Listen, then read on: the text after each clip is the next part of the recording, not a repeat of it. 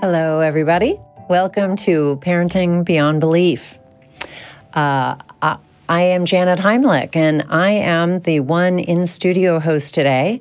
As you can see, we have two other great co-hosts who are in places outside of Austin, Texas, where I am. Usually, I share the studio with Clare Wuellner, who is not with us today, but we have a wonderful guest host that I'm going to introduce in just a minute. First, I want to intro our show. Parenting Beyond Belief, Season 2, Episode 6 for April 13th, 2019. Parenting Beyond Belief is a production of the Atheist Community of Austin, a 501c3 dedicated to the promotion of positive atheist culture and the separation of religion and government. As I mentioned to you, I am here in the studio and doing my best to host along with our two co-hosts. I'll just briefly say a little bit about who I am. I founded a nonprofit called the Child Friendly Faith Project, and what we do is raise awareness about child abuse and neglect that's enabled by religious belief, practice, and doctrine. I also authored a book called Breaking Their Will, Shedding Light on Religious Child Maltreatment. And there's our homepage. I would now like to introduce one of our regular co-hosts, Dale McGowan. Dale, as most of you know, is an expert in parenting in a religious world for secular parents, which is why we named our show after his book, Parenting Beyond Belief. The full title is Parenting Beyond Belief on Raising Ethical, Caring Kids Without Religion. And Dale has also authored Raising Free Thinkers, a wonderful book. And he founded the nonprofit Foundation Beyond Belief. Next, I would like to introduce our guest host. Wendy Thomas Russell is an award-winning journalist, author, and editor, inspired by her own experience as a secular mother raising a young daughter. She wrote a book called Relax, It's Just God. And Wendy, I'd love for you to tell us a little bit more about your background and about your new upcoming book. Thank you, and thank you for having me. I am a journalist by trade. I spent about 12 years in journalism, and 10 of those at a daily newspaper where I covered the courts mainly, and special projects. I then sort of transferred out of that industry mostly because it was dying on me, and I got into writing books. And that's, I mean, it's, you know, a longer story than that, but that's ultimately where I ended up. I did write Relax, It's Just God in 2015. And I was, inspired by my own experience raising my daughter and not really knowing what to say to her about religion because I was just non-religious. I didn't really have a dog in the fight, and I didn't know how to approach that without indoctrinating her into my own way of thinking. And I really felt passionately about just allowing her a space where she could make up her own mind. And that sounds really nice, but in reality, how do you do that? So I basically wrote the book that I wanted to read at the time. And so after that, I did write a blog before the book called Relax, It's Just God, and that evolved into a blog called Natural Wonders, which thanks to Dale for the name. I think you came up with that, Dale, if I'm not mistaken. And so that was on the Patheos blog, the Atheist blog, which is now, I believe, non-religious. And after that, I founded an indie press and have been working pretty much full-time on that for the last 4 years. But of course, I am a writer too, and I, again, was very much inspired by a class, a parenting class that my husband and I took when our daughter was 5, that completely changed our lives in a number of different ways and changed our family. And so in the intervening years, I kept thinking about, oh, I would love to bring that class to the written form and open other people's worlds the way that mine was open. So I ended up pairing with the 2 people who taught that class, Ty and Linda Hatfield. They taught the class. It was called Parenting from the Heart. And so they and I collaborated on a book called Parent Shift, 10 Universal Truths That Will Change the Way You Raise Your Kids. I don't know if you have a copy to show, but I do have it here. I can hold it up. So I'll do that. Yeah, please do. Okay, so it's so hard on here to know where to put it. But that's the book, okay? And essentially, at its core, Parent Shift is about raising children to have a strong bond with their parents throughout their entire childhoods and into their adulthoods, and preserving their self-esteem, which is 2 fundamentally super, super important things for the long-term health and well-being and happiness of kids. And to do that, in order to do that, we raise children without punishments, threats, bribery, rewards. And that in itself is a statement that strikes fear into the heart of many parents because we don't just include spanking in the punishment category. The punishment category includes a lot of things that modern parents consider consequences, logical consequences even maybe. So it's timeouts, it's counting to 3, it's lecturing, revoking screen time privileges, or grounding kids, shaming. It's a whole litany of penalties that we impose on a child in response to unacceptable behavior. So, and the goal of punishment is generally to change future behavior. And unfortunately, even though a lot of punishments can change certain behaviors in the moment, they don't always. A lot of times the punishments just get, gradually bigger and more frequent because they don't really work. But sometimes they do, and they can bring about a certain behavior that you want. But you do that while sacrificing your relationship with your kid and the self-esteem of your kid.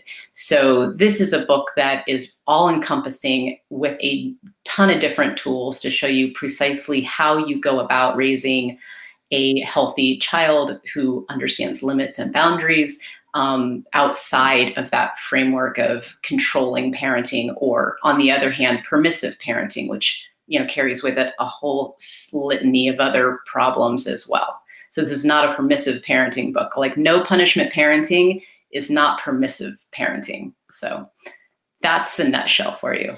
I love what I'm hearing.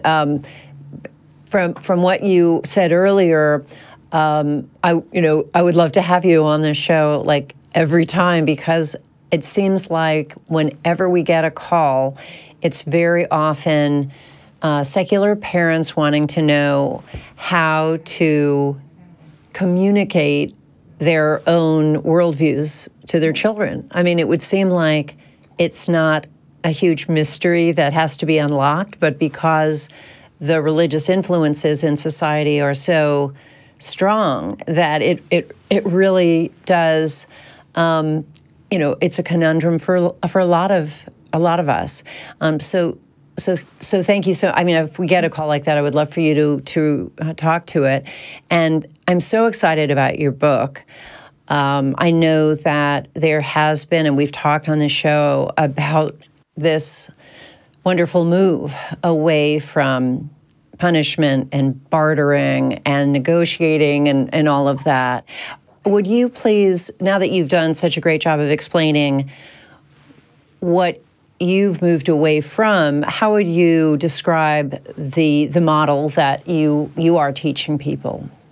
So I kind of look at it as a spectrum. And I want to say, first of all, the whole book is based on 100 years of research, a lot of modern research, science, even the neuroscience and technology that is basically confirming what a lot of parenting experts have known for a long time, but have not been able to get it out into the mainstream.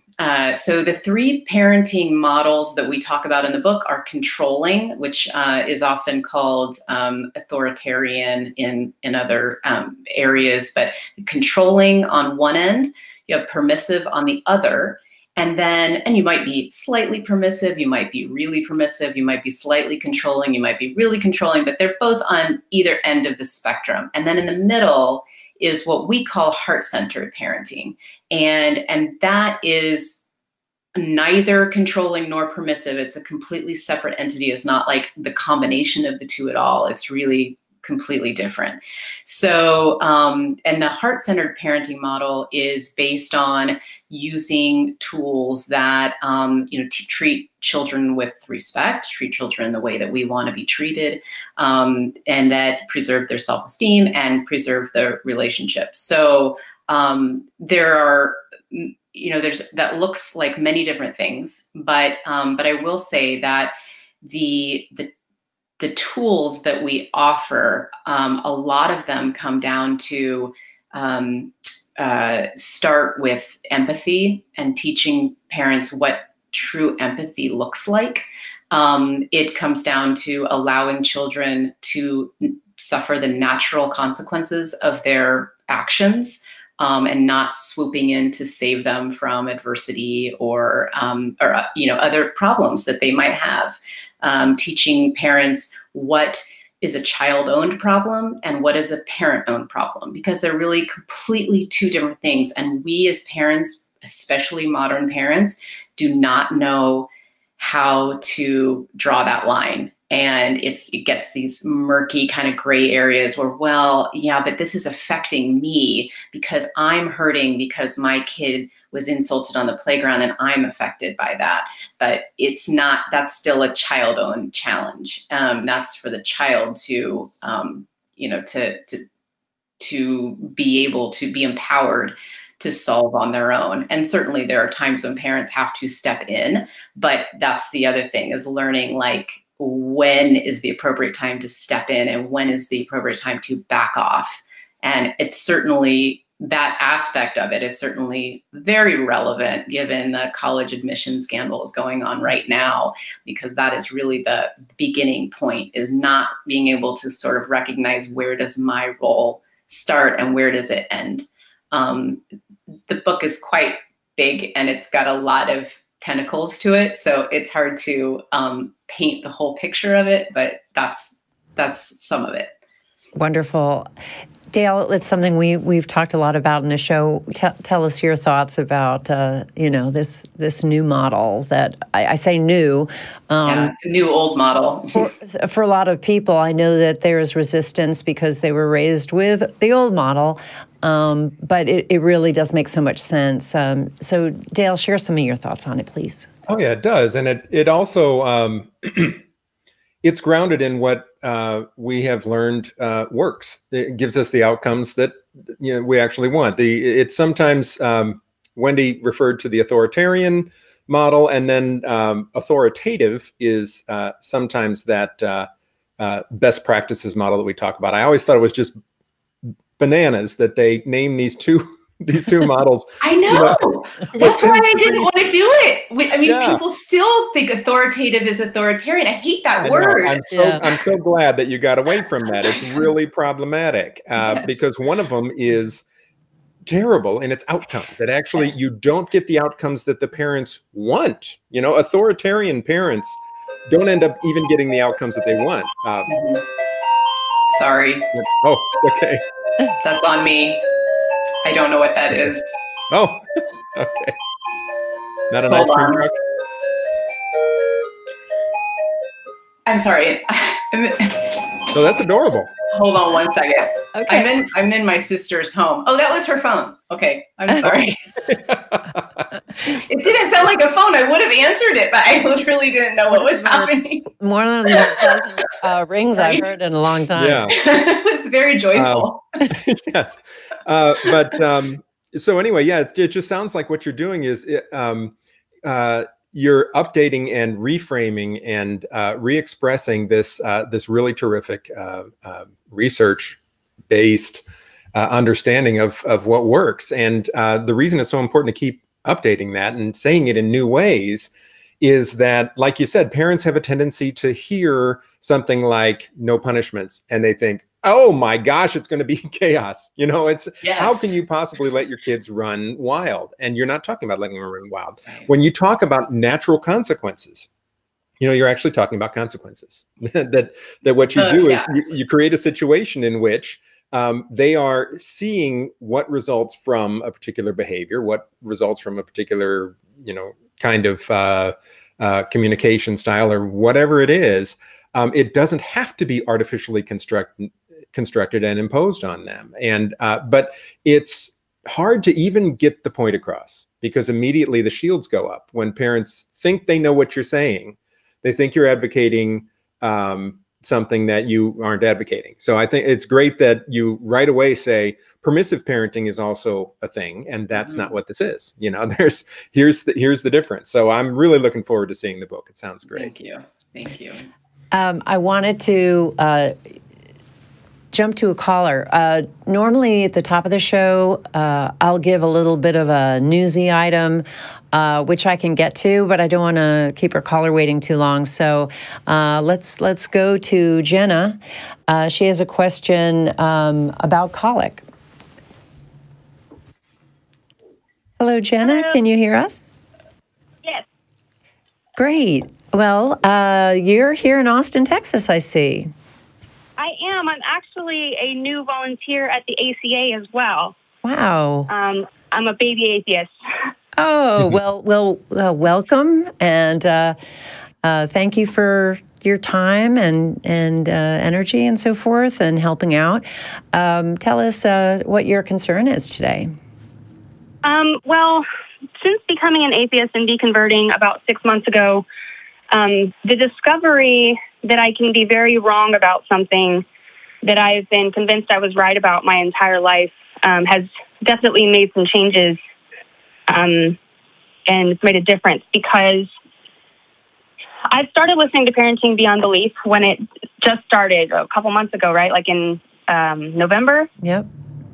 Because that's about when I started coming to the ACA. And I started listening because I found out after listening to the first episode that I could use it to kind of re-parent myself. I'm not a parent yet. I am married and I want to have kids, and I've always wanted to be a mother. But I knew when I was a kid even that the way that I was being raised just wasn't right. I found some old journals and found that reading those journals, and one of them I was 11, and I finished one entry off with, I hope that one day I can get help. And now I have, and my life is changing, and it's amazing. And y'all are a huge part of that because I've learned how many things, what specifically was wrong about my childhood and what I can do to change it in the future and my future child's life in the future, you know? But what I realize is that when I think back, I don't have very many memories, and apparently that's a symptom of PTSD. But I don't have very many memories of being young, like before the age of 11. But what I do know is that when I was younger, my mom would always tell me that I was colicky and that I would just cry and cry and cry, and I was otherwise healthy.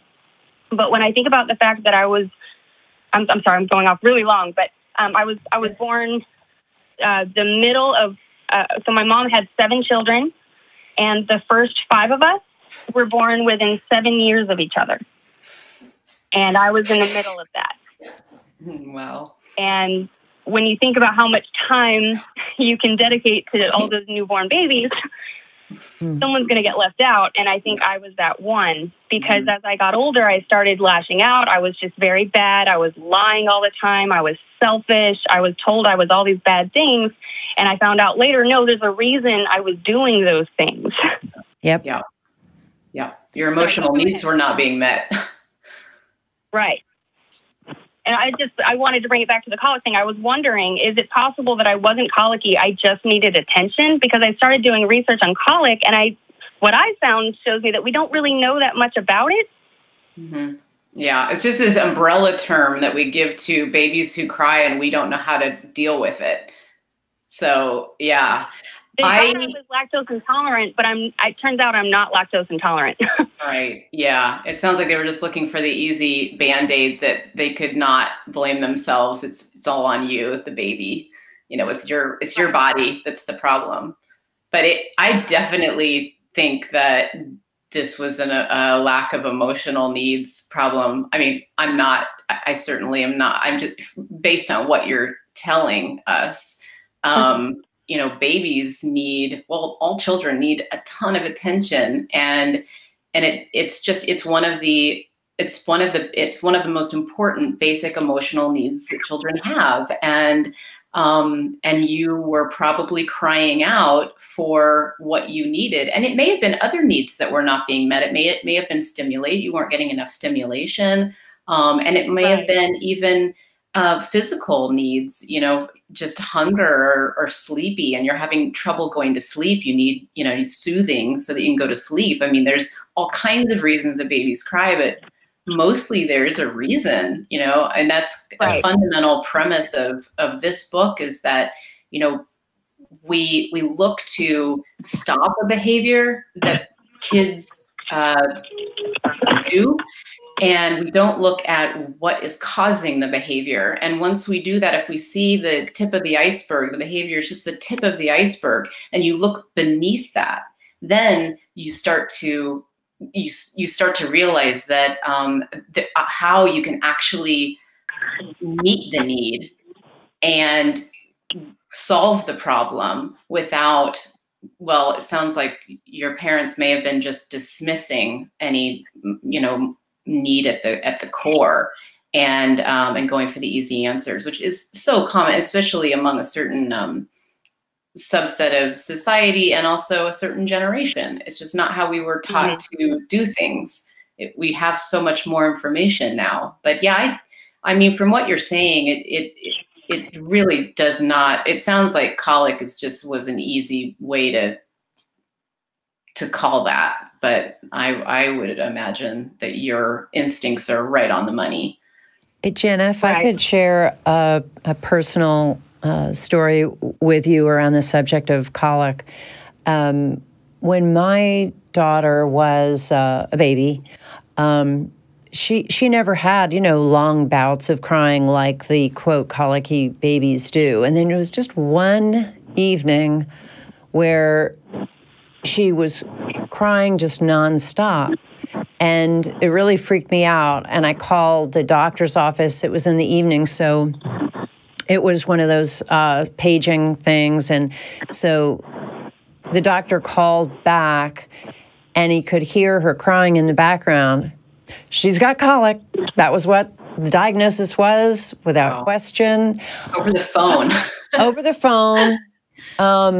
Didn't ask me any questions at all, really, about her history or anything like that. It was just like a really easy go-to for him.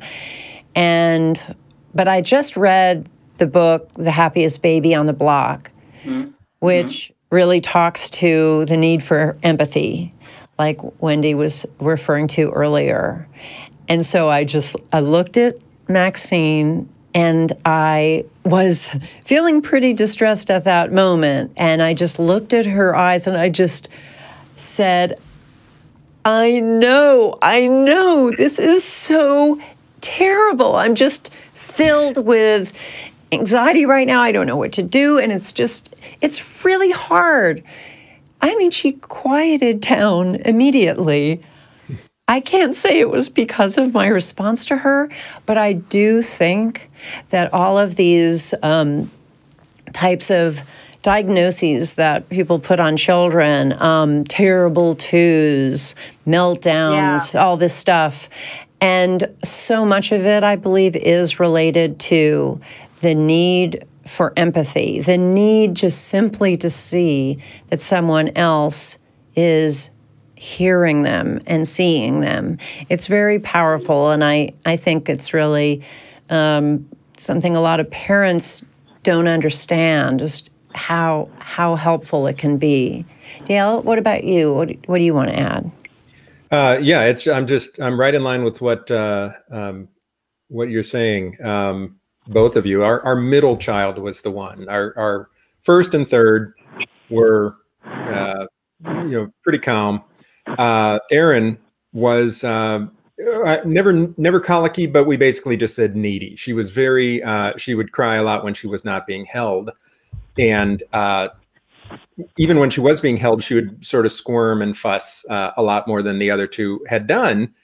And we never got to the point, I think, when it's really incessant, I think it's the sort of thing where parents need to be sure that they are giving each other a break. If you've got two parents in the home, or finding somebody else to give you a break. We never got to that point. But we actually discovered at a certain point the specific way she was squirming. She was sort of doing this with her neck. We noticed that it was the way she would squirm a lot. And we started, Becca said, "Oh my gosh, it's the tag. It's the tag on her, onesie or whatever it was." And we started cutting all the tags out, and she went down to like 10% of the fussing and squirming that she did before. So that's an unusually tangible result. But I think it's exactly, what Wendy said about there being a reason. There's just this tendency to just think, bad baby. Why are you fussing? I got one of those, like one of those high maintenance babies. Yeah, exactly. You're just high maintenance. But there's a reason. There's gonna be a cause, and what you need to do is get yourself as safely as possible to a place where you can discover that cause. And I say safely, meaning don't if you have, gosh, especially single parents with a baby who's really going through a difficult time. My hat's off to them. I just think that's one of the most emotionally challenging things that a human being can go through. But if you can say what is something, and just experiment with various causes and that sort of thing, but not fall into that trap of just thinking this is just a bad child. This is just a child who's trying to make me miserable. That's never the case, It's just a matter of avoiding the easy answer and trying to find, some that might be a little more difficult to ferret out. The other easy answer that I see and I study religious authoritarian cultures and households is there is it's authoritarian parenting view, but what goes along with that is wanting to see all children as being identical in terms of how they should be behaving and feeling. And so if a child doesn't fit in to their model, their worldview of how children are based on their perception, then there are all kinds of religious justifications for that. So, for example, there are churches that will believe that a crying baby is the sign of the devil. There's just that Satan has just entered that child's body that day and is just causing havoc. So it's another way to kind of see some external problem that is outside of the actions of the parents. And it's just really a way to just distance the parent from his or her own responsibility. And what I really like, Jenna, is you thinking about these things before you have a child, before you were even thinking of having a child. And so much of what we've talked about over the last few months has been about just really giving thought to how you one chooses to raise one's child. I mean, so many of the problems are when people just get into this conveyor belt type of parenting where they really don't think about the child's individual need, and instead they go with more of a cookie cutter approach. It's quite harmful. Well, it's interesting when I think about like so it's taught me, this show has taught me how to communicate with other people, not only just think about how to treat kids, because if you think about, everybody has this inner child, everybody has this need for a validation and, you know, all of that. It's a human need, not just a child need. And when I am triggered from my PTSD, I will sometimes go into a panic attack type state. And my husband and I finally realized in that state, I am equivalent to a 3-year-old. I am not a logical, rational thinking person. I am all emotion, and I have a need, and I have to figure out how to meet that need. And when the last panic attack that I had, not a couple weeks ago, my husband literally just stopped talking, got up and gave me a hug and told me that he loved me and everything is going to be okay. And I came out of that panic attack within minutes.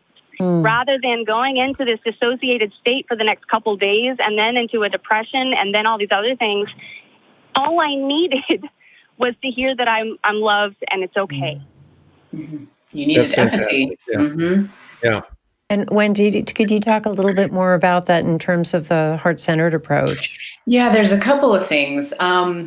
So one of the fundamental, the structure of the book that we wrote is based on 10 universal truths that apply to all children, whether you're being raised in a village in Africa or the inner city in New York or the suburbs of Chicago.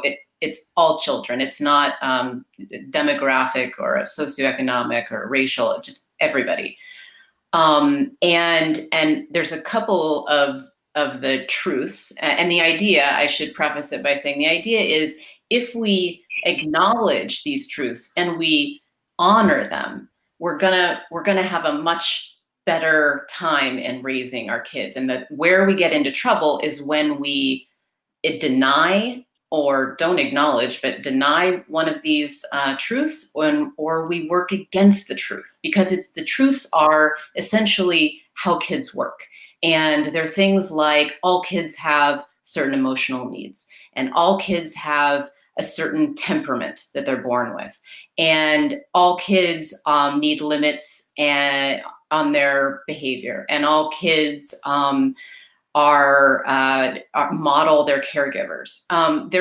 There's certain things that if we understand those and we know how to honor them with the tools in our toolboxes, then we're gonna be fine, and our kids we're gonna be working with who they are, and they're going to be able to grow up into the person that they were meant to be. And a couple of things that the caller said, the temperament was one of them that I wanted to bring up. You know, when we have, and you were saying, Janet, as well, you know, when we expect our child to be a certain way and they aren't that way, then it's like, oh, there's something off about them. But really there's a lot of science into temperament right now, and you can, and if you know sort of what the markers are of different temperaments, you can identify your child on these scales, and you can identify yourself, and you can see that if you don't match up with your child, if you have a very sensitive child, which Dale's middle child was, and sensitive is not the right word, but if you have a very sensitive child, to tags and things in their environment, and you're not, then that's going to seem that it's going to be more difficult for you. So yeah, you are going to have a more difficult time. But it doesn't make the child difficult. The child is perfectly normal and perfectly awesome. They're just different. And then the other thing that I was going to say was one of the universal truths is that all children have a neurobiological response to stress. And that is what the caller is talking about as well, in terms of her brain is perceiving a stimulus as a fear-based, danger, and it's putting her into a fight or flight mode. And that's it's triggering, and it does that, and it happens all the time with children, especially young children. We call it out of the zone in the book. It's out of those, when you're out of the zone, you're basically have been thrown into fight or flight. And it can happen because you put the peanut butter wrong on the PB&J, you know, if you're a little kid. And it can happen for any reason, and it happens to us too. And if we don't acknowledge when our kids are out of the zone, then we might try to logic them. Well, this is ridiculous. You shouldn't be mad about the peanut butter. And I just go sit down, you know, stop this madness.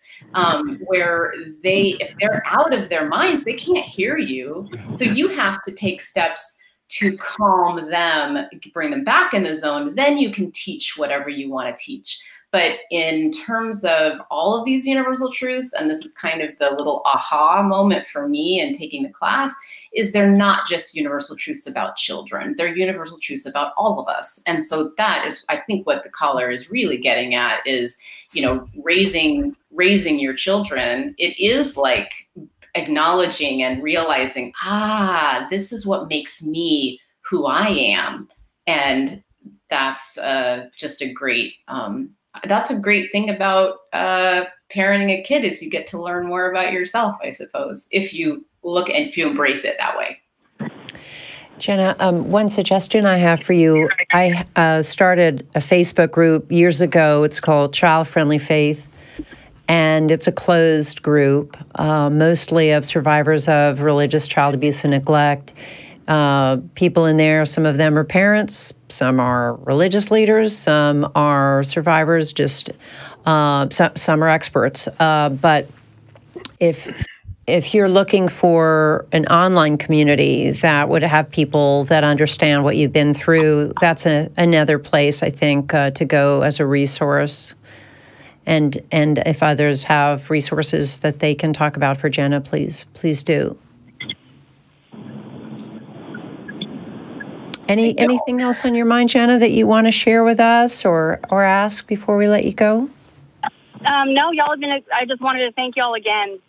Y'all are amazing, and you're doing good things. And you're going to meet me eventually, I promise. I hope so. Good. And please check back with us. Just let us know how things are going. Awesome. Thank y'all so much. All right. Take care. Thank you. Bye. Well, this might be a time for me to share a little bit of the news. As I mentioned, I run this nonprofit, or I should say I'm on the board, but I founded the Child Friendly Faith Project. We keep abreast of legislation that aims to either protect children better or fails in that regard, or to make the situation worse. But we're noticing more and more bills that are getting filed that previously had a really hard time passing because they were lobbied heavily by by big religion, I'll call it. And lately, we've seen some real progress of bipartisan bills that aim to protect children more. And in light of all of the scandals that have been hitting these large religious organizations, such as the Catholic Church and others, we've seen real movement. So there are two bills I'm aware of. One is in my home state of Texas. This is a House bill that aims to extend the statute of limitations for survivors of child sexual abuse by 15 years. It was extended from almost nothing in 2015 to 15 years from the time that a child turns 18. But now this bill aims to extend it to 30 years. I'm hoping that in Texas, as has happened in other states, that a bill like this, once it passes, and it is supposed to be voted out of committee on Monday. So depending on when you're watching, it would be the 15th of April. We see that after these things pass, that oftentimes then a state will allow for a 1 or 2 year window where anybody, regardless of when their abuse occurred, can come forward and file a lawsuit. And I work with a lot of survivors who are all ages that were abused by religious institutions. One in particular is Cal Farley's Boys Ranch. It's a very powerful institution in North Texas. And so, you know, just like many survivors of religious institutional abuse, you know, they're living with long-term issues and that kind of thing. So this bill, the author is looking, Craig Goldman is looking for more sponsors for it, but the plan is, and he's a Republican, the plan is that it's to be voted out on Monday, and then after that, you know, we will see what happens. But it's pretty exciting when we thought this kind of thing would not happen in Texas. The other bill I want to address is one out of California. It is a bipartisan bill to require all clergy to report child abuse of any kind or neglect, even if it's learned in confession. And this was something that the Catholic Church fought and continues to fight vigorously. There have been states that do require clergy to be mandated reporters, but there's been this loophole in Mormon-heavy states, Catholic-heavy states, where if it's learned in confession, which is very often that private space where adults will learn about abuse cases, they were given an exclusion there. So we're pretty excited because that bill just was voted out of an important committee, and now, you know, it is a chance to go to the Senate floor for a vote. So if you want to follow up with me on any of that, please do. But we're pretty excited about that. Any comments about any of those bills, or perhaps in your area, or any news you want to share, Dale or Wendy? No, it's just very encouraging. Well, like you said, it's just very encouraging to see that this seems to be the trend more than before. That even in states that you wouldn't necessarily expect, it's actually beginning to swing in the direction of victims rather than protecting, you know, alleged perpetrators. Right, absolutely. It is great news. I love to see that, you know, things are slowly evolving, and it is such a slow evolution. It can be frustrating, but it is important to know that change is happening incrementally. Yeah. Same. Well, Dale, you've been working on some exciting stuff, so I would love to take some time and have you tell us about your work. Oh, sure. Well, the current project is the podcast, Raising Free Thinkers. And what I have done all along the way since Parenting Beyond Belief came out for the first time in 2007, I've wanted to, you know, I've sort of tapped different threads and different media for getting these messages out. And in the beginning, it was brand new because there hadn't been resources before. This was, you know, so we really had to start from the beginning and answer the most basic questions for non-religious parenting. You know, is, you know, how do you talk about death? How do you deal with, you know, moral development? Should kids, are we raising atheists? You know, these very, are you raising an atheist or a free thinker? You know, all these very basic questions. So Parenting Beyond Belief came out. We pulled a lot of people together for that one. And then Raising Free Thinkers was this very practical Q&A resource-based book. And the thing is, at that point, most of the questions that were being answered are questions about little kids. You know, it's about when kids are very young. How do you start out when kids are in kindergarten and second grade, whatever it is? And that was, those were the questions that needed answering. Well, now my kids are, my youngest is 17, my oldest is 23, you know, so we've kind of been through a lot of time that started really well with those, you know, answering those questions. But then different questions came up, different things that we encountered, more nuance and more development of these things. Like, you know, we talked in Parenting Beyond Belief and Raising Free Thinkers about how to introduce evolution to your kids.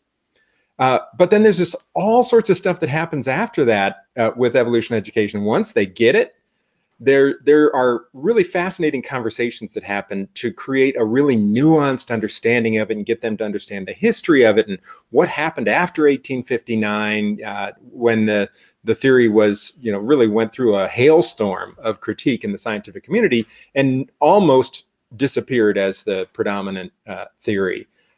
in the end of the 19th and early 20th century. That's a story the kids should know. So podcasting is something that I've just become absolutely enamored of through, as a listener, This American Life and Radiolab. And, these are things that I have just learned an absolutely immense amount from. And so I wanted to take a lot of the ideas that we've talked about, including these later ideas, things for older kids, and put them into a podcast format, into a narrative format. So the kind of thing that you can take with you more than you can a blog.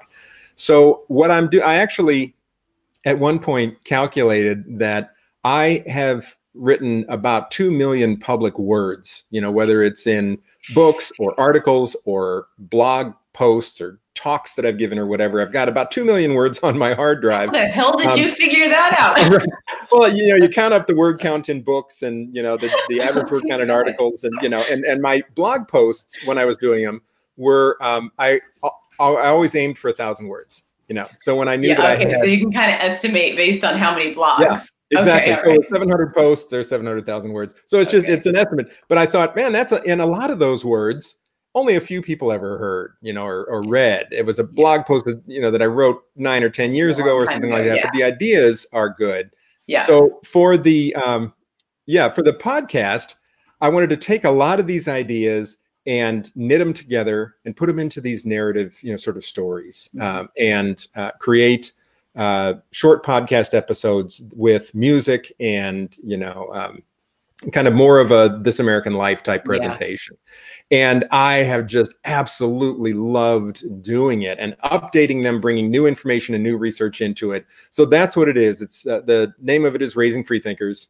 And I'm on episode 16, I think, that I'm, so it's only been going for a few months, but it's really gotten a good response. That's and I just think it's, it's my flow state, putting podcasts together has now turned out to be something that I just completely lose myself in. So that's the current main project. And that's awesome. They are wonderful podcasts.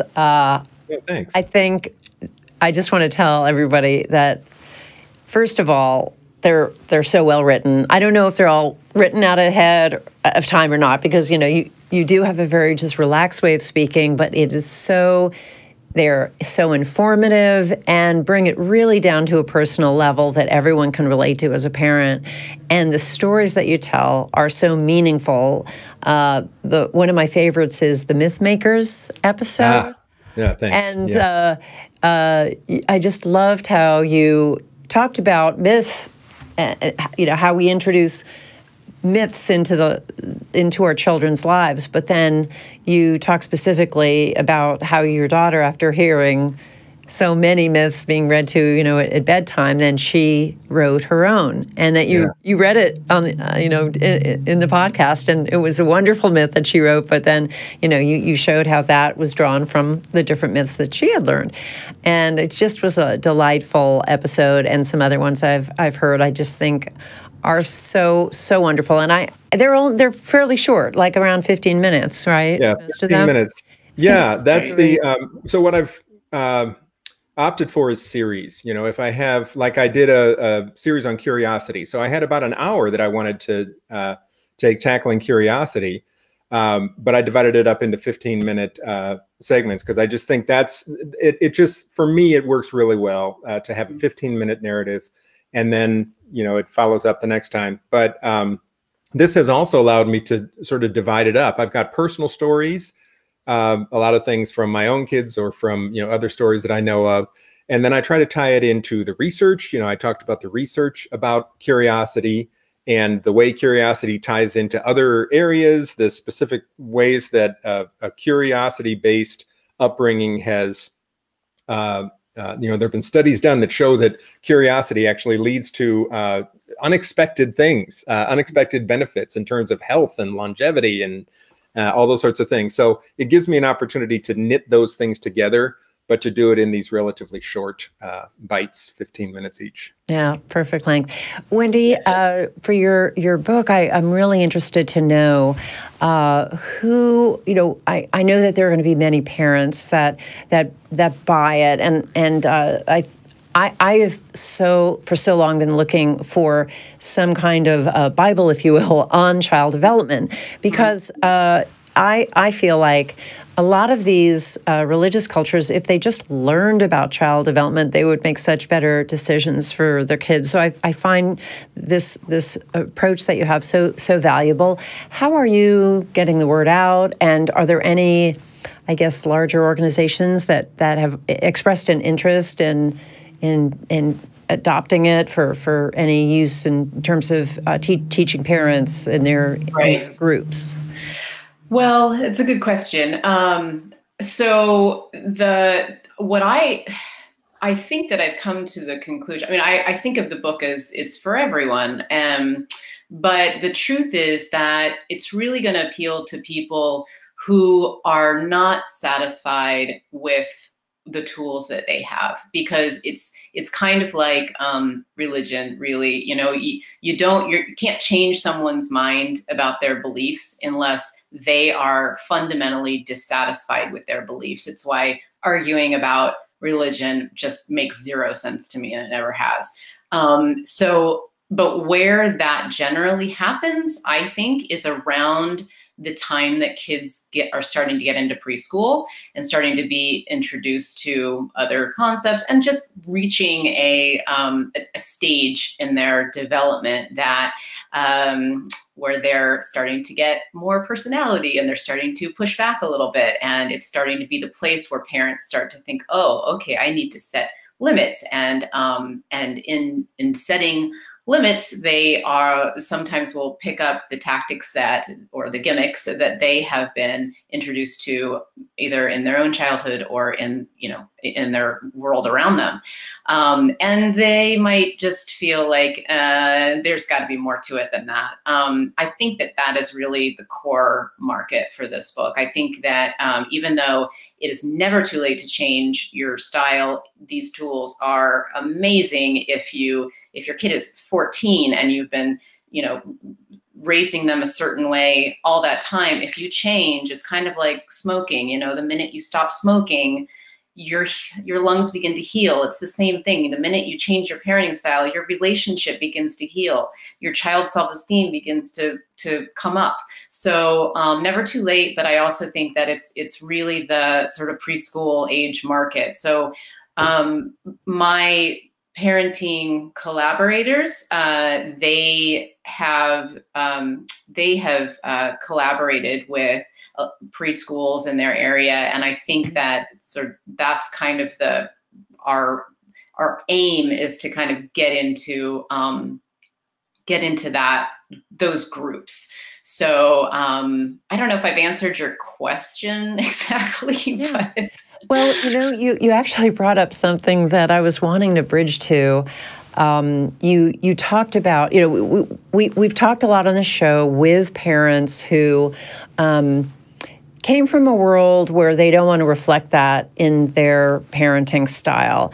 There are, though, many parents out there who were still part of their old culture and have regrets about what choices they made for their kids because they made that transition after their kids already were born.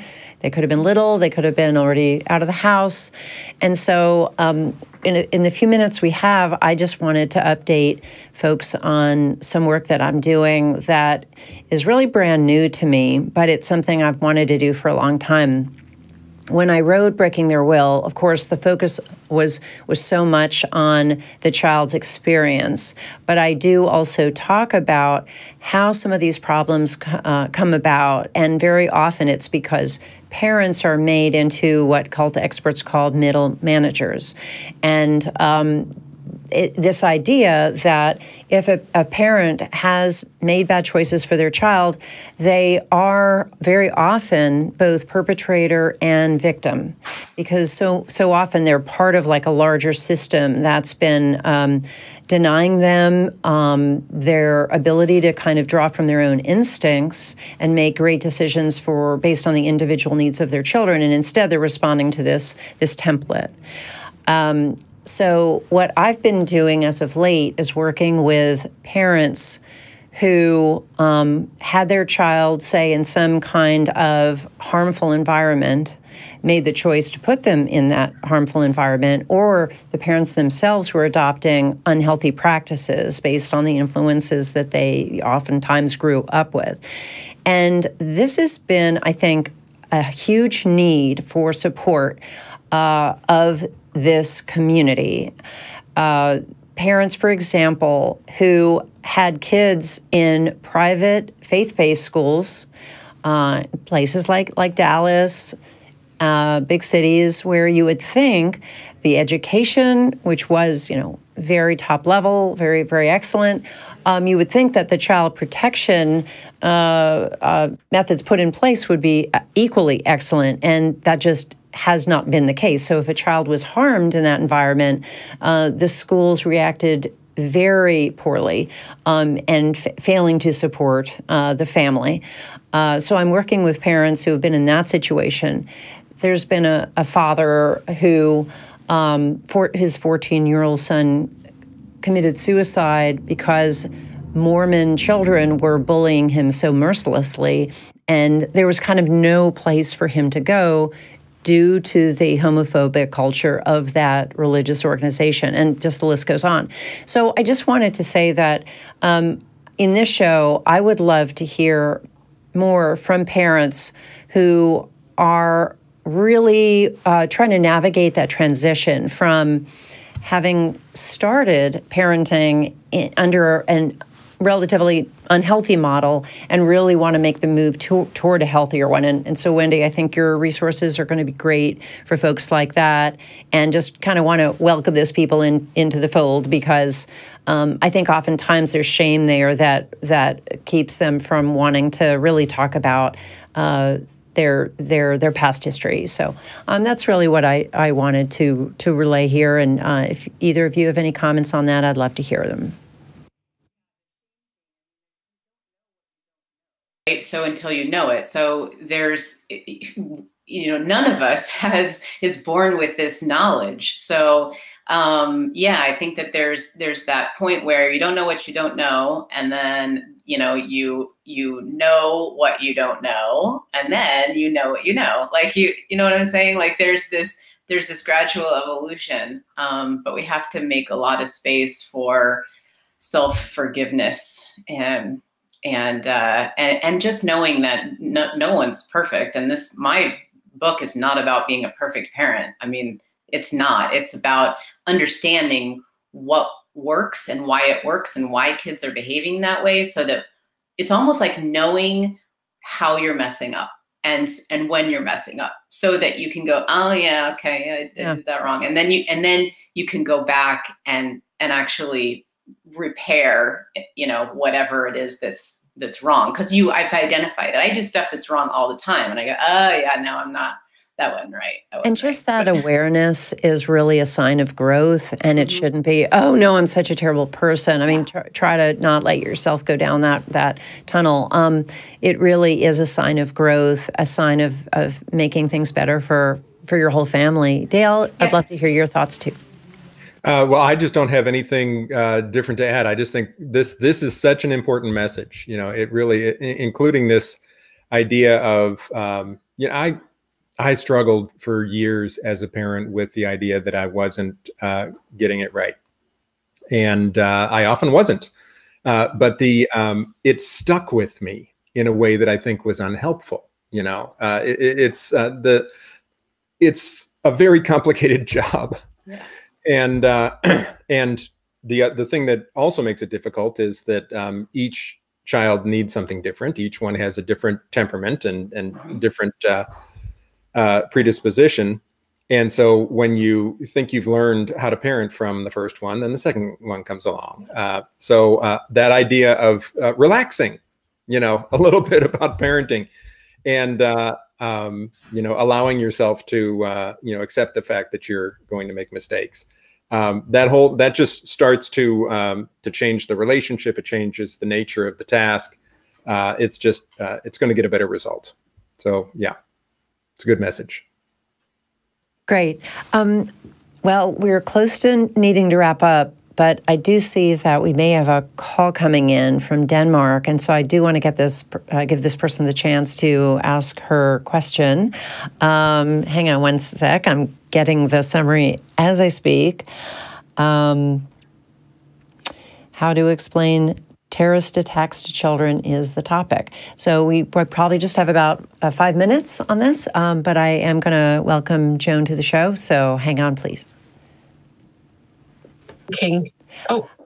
Excuse me, I didn't want to jump in and surprise you, Joan, but I understand that you have what looks like to be pretty important question, and we only have a few minutes left, but would love to hear your question. So tell us what's on your mind. Okay, yeah. Oh gosh, that was a bit sudden. Yeah, I want to when something bad happens in the world, I want to be able to tell my children and not lie to my children. So say something happens in Christchurch, or someone flies an aeroplane into a building, or there are lots of examples. And I want my children to understand that religion is a part of this, but I don't want them to think badly of people with religion. I want to teach them to be good and tolerant and loving people, but I also really, really want them to understand that part of what is guiding these people is the belief in a religion. And I sent this as an email, but my father grew up during the Second World War, and I remember growing up hating Germans. He grew up in Copenhagen. There were bombardments, and I understand where he was coming from. And I hear I work with refugees, and I hear my Syrian refugees growing up teaching their children to hate Bashar al-Assad. And oh gosh, I don't want to cry. It gets quite emotional for me, because I don't want to teach my children to hate, but I cannot lie to them, and I can't not tell them that religion is a part of this. Dale, I'd love for you to start. That's such a great question. Thank you, Joan. Just stay on here, and Dale is, I think, would you start, and then we'll go to Wendy. Yeah, it's a wonderful question. It's a really important one. I think there are two steps to it. One of them is to put these risks in perspective. The first thing you have to do is be sure that a child is not terrified of the threat for their own safety. They have to understand that terrible things happen in the world, and that the risk to them is they have to understand what it means that the risk to them is statistically incredibly low.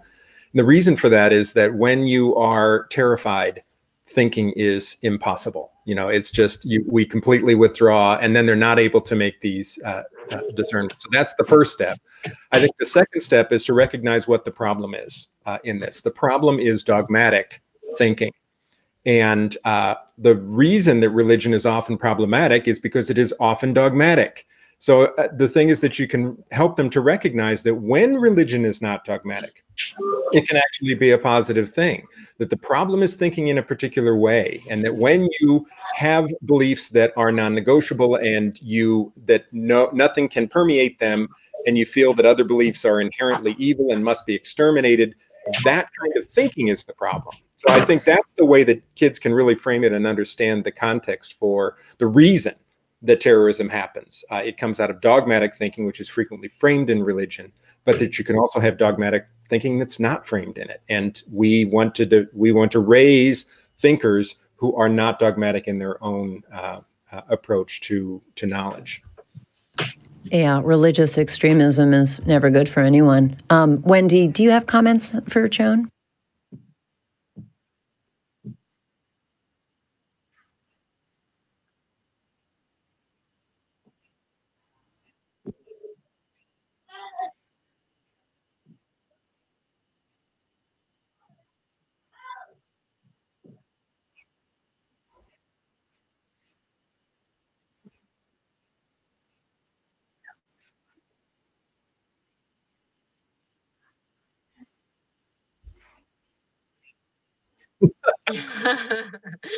Easter Bunny.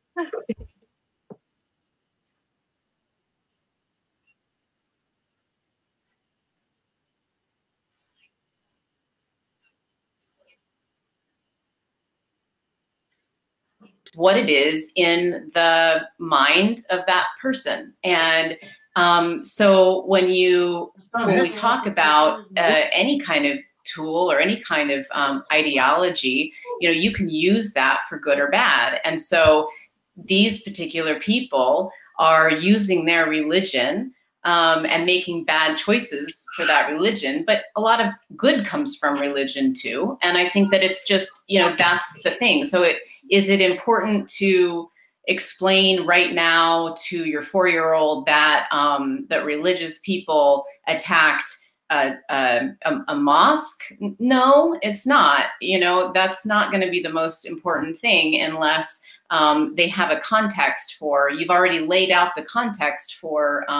Religion is a tool, and it's only as good or bad in the hands that wield it. And so that's what I would say. I mean, I think that there's a lot of time to discuss, and actually your kids at some point are just going to notice the world around them and know that they're going to take note of the religious aspects of really bad things. It's going to happen. But you can be honest without biasing them. And I'll be very quick with my answer. When I was writing my book, Breaking Their Will, I spent the most time on chapter 3, which is called When Religion is Harmful. And I talk about what makes for a healthy religious environment versus an unhealthy one. And I think that you might find some helpful information in that chapter. But it has to do with religious authoritarianism being pervasive in an individual's environment, and how it leads people to do lots of terrible things, including terrorism and abusing children and other things. So I hope that is helpful. Joan, any last thoughts before we sign off?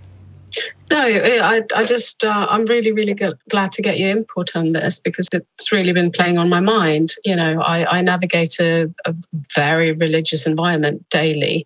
So I'm exposed to a lot of really horrific religious dogma every day. And of course, my children hear it. And I really don't want them to grow up hating anyone, really. Yeah. And so not just the terrorists, but I don't. But Dale, you made a really good point of making sure that they feel safe, that they don't think that they're in any danger. I hope they don't think that.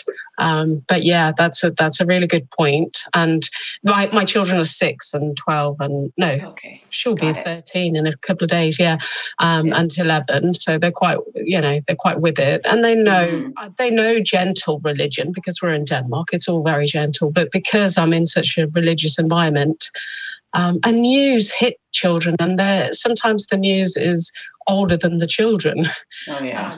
Sometimes it's not age appropriate news. And I can't shield them from that. Yeah. But I can perhaps guide how they understand it or interpret it. Yeah. Right.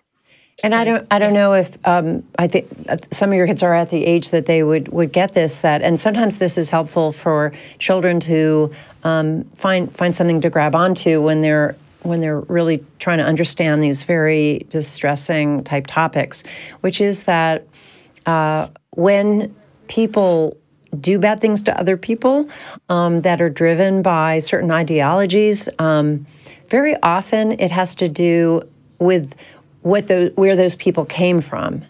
And very often, and I've been thinking about sort of this white supremacist movement happening in the U.S. and that kind of thing.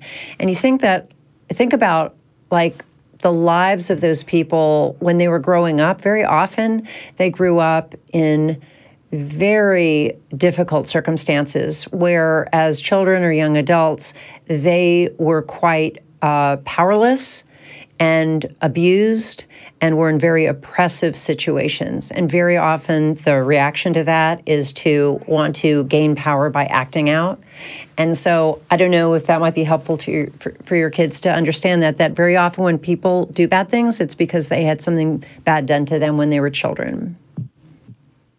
Yeah, Yeah, no, I see your point in that, but and seeing them kind of as not evil or something. Shit happened to me as a child, and I tell my children that, and I want them to understand that good people can come out of, you know, bad situations. So that would kind of counter that.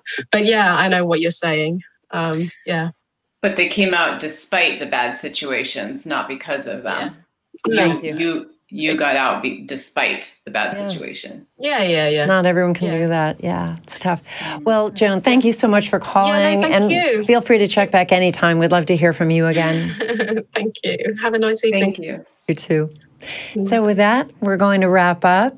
This has been Parenting Beyond Belief, a production of the Atheist Community of Austin. I want to thank our hosts, Dale McGowan and Wendy Thomas. Russell. Russell, yes. Okay, thank you.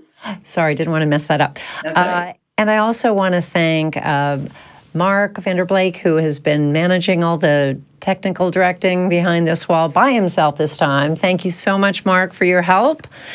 And thank you all for being with us today and for wanting to, and also to our audience for wanting to do, hey kids, for wanting to do a great job for your kids. And now we think it's time to go hug them. Take good care, everybody. Bye. Thank you.